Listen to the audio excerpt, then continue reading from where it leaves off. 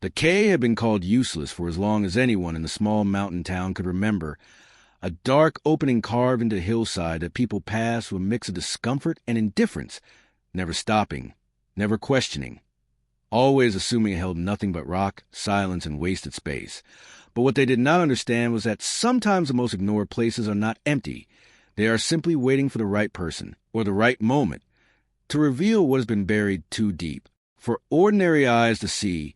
And that moment came when a retired United States veteran named William Carter inherited the land surrounding it, not because he wanted it, but because life had already taken away everything else that once gave him direction.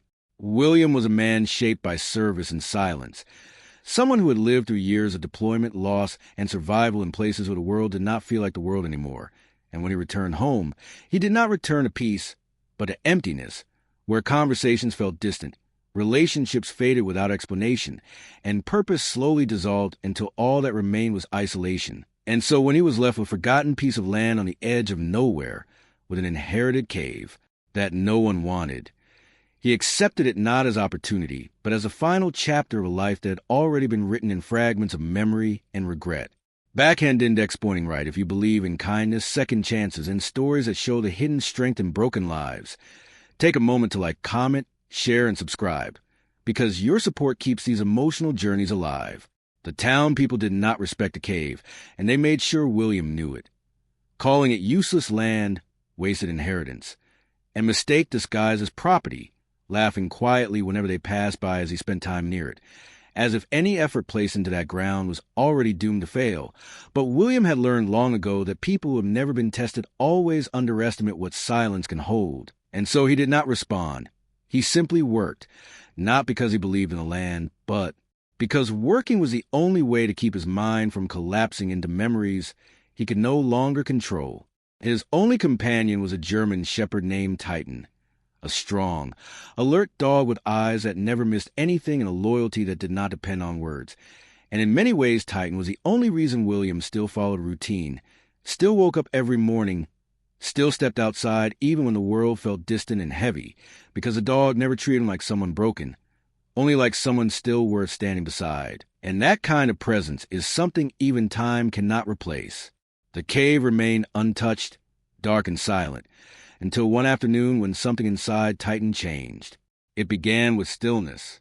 The dog stopped suddenly at the entrance of the cave, his entire body shifting into a focused alert state, ears raised, eyes locked into darkness, as if something inside it had spoken directly to him.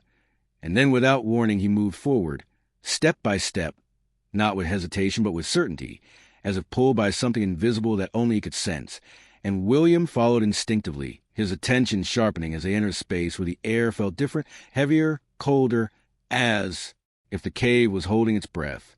Deeper inside, Titan stopped again, and then he began digging, not randomly, not playfully, but with intensity and precision, targeting one specific section of the ground where the rock looked slightly disturbed. And as he clawed at the surface, small fragments of stone and dirt began to shift, revealing something unnatural beneath, something that did not belong to the mountain itself. And William's instincts, buried but never lost, immediately reacted as he dropped down beside the dog and began clearing the area with his hands. What appeared beneath the soil was not natural rock. It was metal, old, hidden, intentional. The moment William saw it, something deep inside him tightened, not fear exactly, but recognition of something that should not have been found in a place like this. And as more was uncovered, the shape became clear, a sealed structure buried beneath the cave floor, reinforced and deliberately concealed, as if someone had gone to great lengths to ensure it would never be discovered by accident. Titan stepped back slightly, watching. The cave felt different now, no longer empty, no longer useless. William retrieved a tool from his pack and carefully broke through the outer seal, the metal resisting at first before finally giving way with a deep, echoing sound that seemed to travel through the stone itself. And when the opening widened, a rush of cold, stagnant air rose from below, carrying the unmistakable feeling of something sealed away for a very long time. He hesitated for a moment, then descended.